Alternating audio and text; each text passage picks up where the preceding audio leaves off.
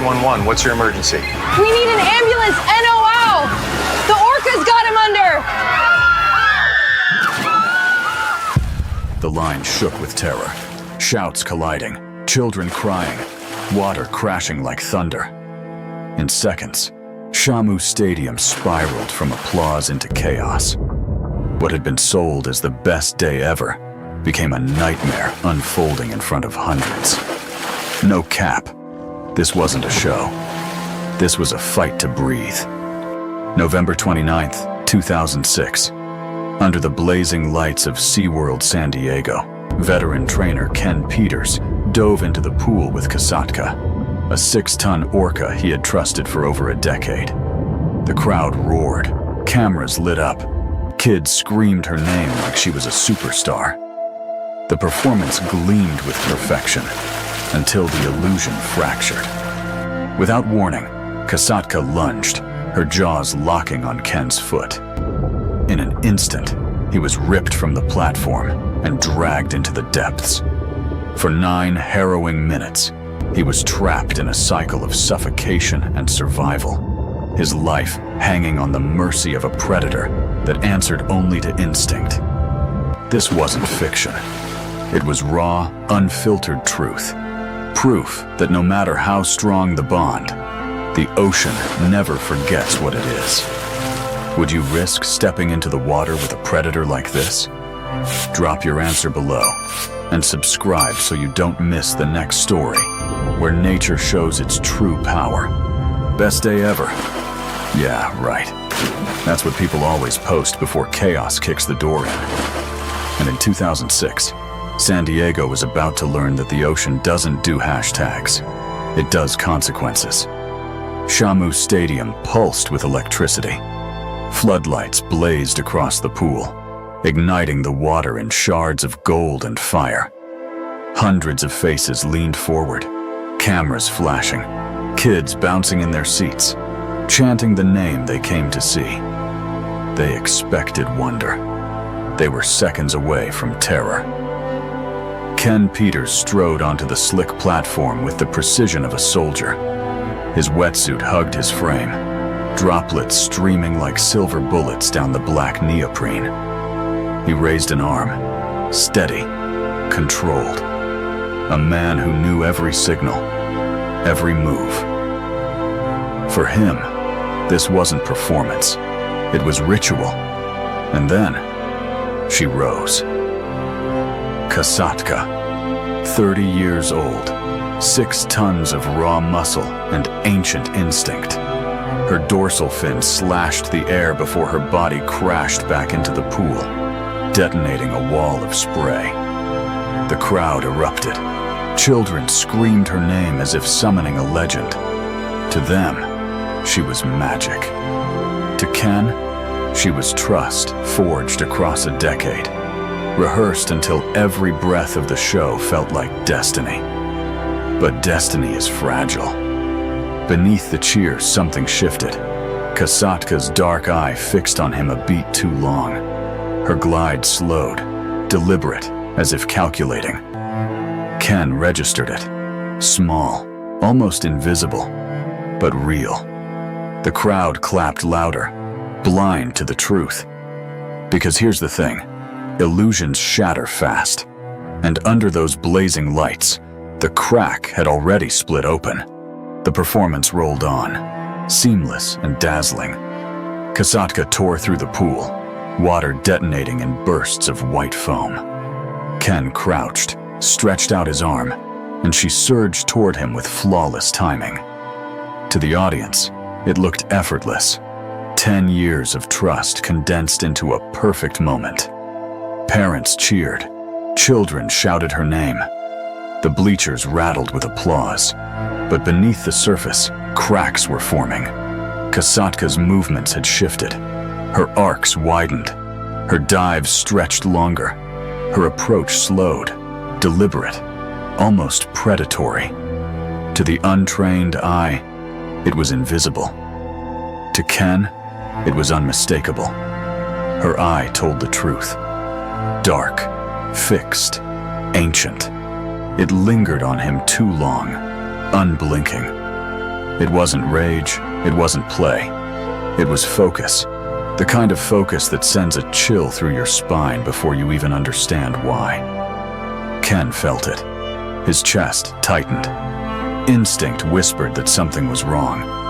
But instinct doesn't stop a show.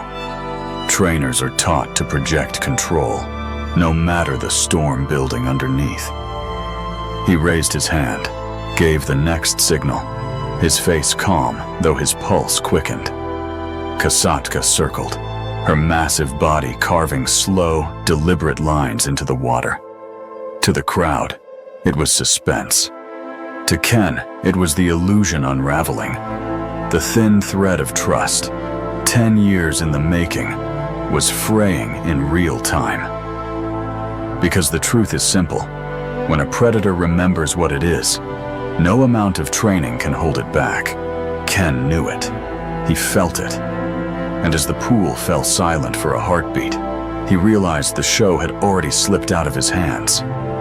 If you were in Ken's position, would you keep performing or walk away? Share your thoughts below and hit subscribe so you don't miss the next story. The air inside Shamu Stadium vibrated with applause, but Ken Peters felt the shift. Kasatka's shadow slid beneath the surface like a blade, her presence heavy, deliberate. He steadied himself on the slick platform, signaling again, trying to maintain the rhythm of the show. For a fleeting second, the water stilled, rippling only with faint echoes of light. Then the pool exploded. A wall of icy spray slammed against Ken's body as Kasatka surged upward, her massive rostrum slicing through the water like a missile.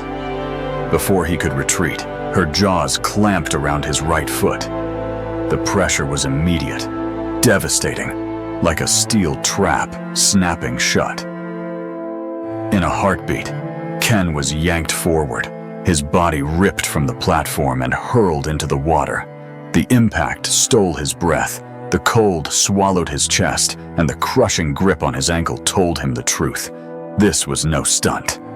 Above, the audience gasped in confusion. Nervous laughter rippled across the stands, some believing it was part of the performance. But Ken knew. Every nerve in his body screamed the same message. Kasatka was in control, and he was prey. The Orca propelled him downward with terrifying force. Water roared in his ears, chlorine burned his eyes, and the brilliant stadium lights fractured into streaks of white above him. He fought the instinct to thrash. He knew resistance could trigger the kill. Instead, he forced his body to move with her, not against her. His lungs tightened as seconds stretched. Suddenly, they shot upward. Kasatka broke the surface in an eruption of foam, dragging Ken with her. He gasped a single ragged breath before she twisted violently and plunged again. The descent was brutal. The water crushed his chest, his ears popped under the pressure, and his vision blurred. All he could see was the flash of her white belly circling beneath him, her grip unyielding. On the surface, trainers blew whistles, hurled buoys, shouted desperate commands. Kasatka ignored them all. Her dark eye never left Ken. She wasn't frenzied. She wasn't panicked.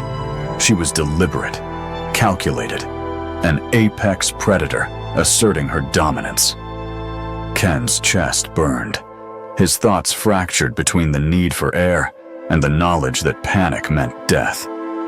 He focused on discipline, every muscle straining to stay calm, every heartbeat pounding in his ears like a countdown. They surfaced again. The crowd now screamed in horror, children crying, parents clutching them close. But Ken had no time for the chaos above. He sucked in another shallow breath, his mind already bracing for the next dive. And Kasatka delivered. With one flick of her tail, she dragged him under once more, deeper, sharper, faster. The illusion of trust was gone.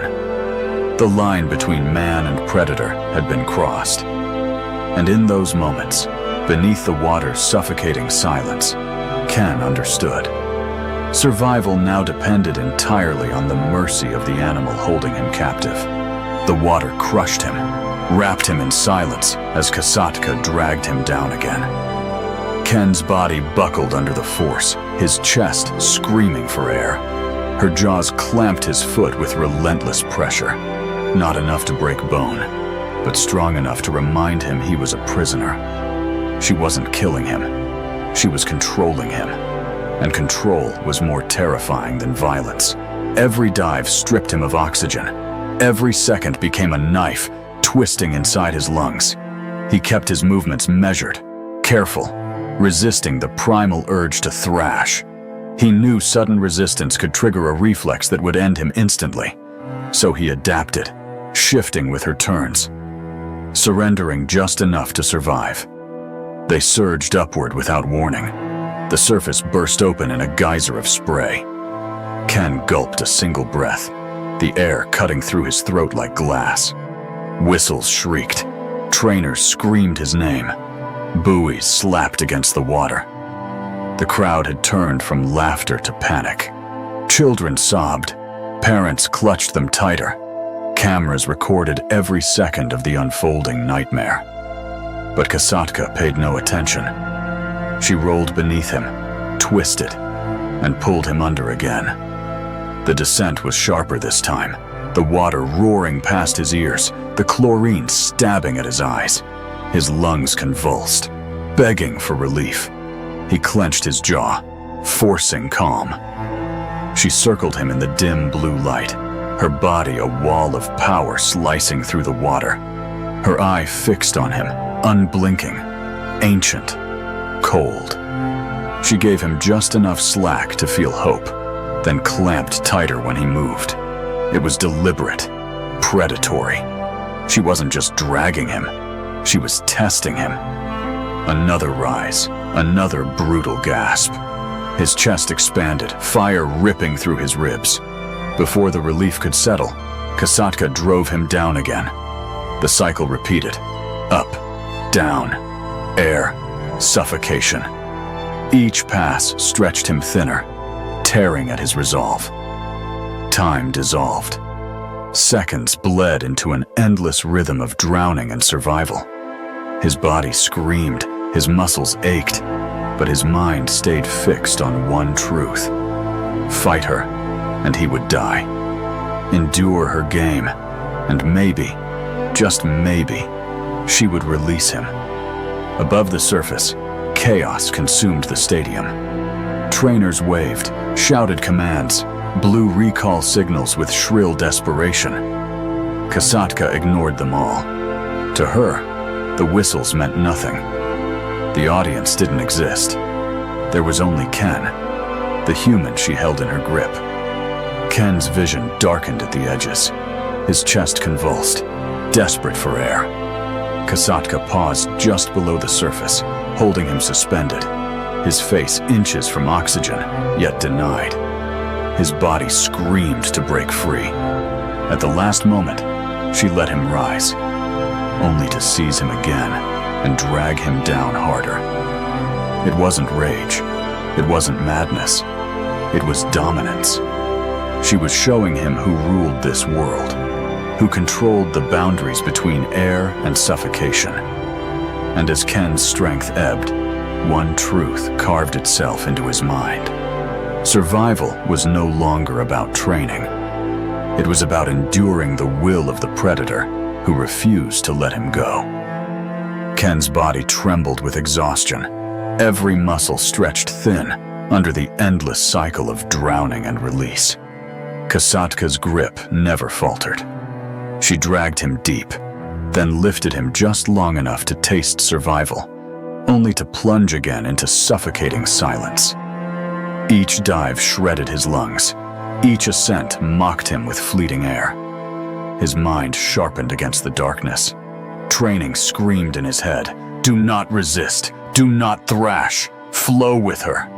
He obeyed, forcing his body to mirror her movements, turning himself into part of her current rather than an obstacle in her path. It wasn't submission, it was strategy. The crowd above blurred into background noise, their cries muffled by water and distance. He no longer heard the whistles, the frantic commands, the chaos echoing across the stadium.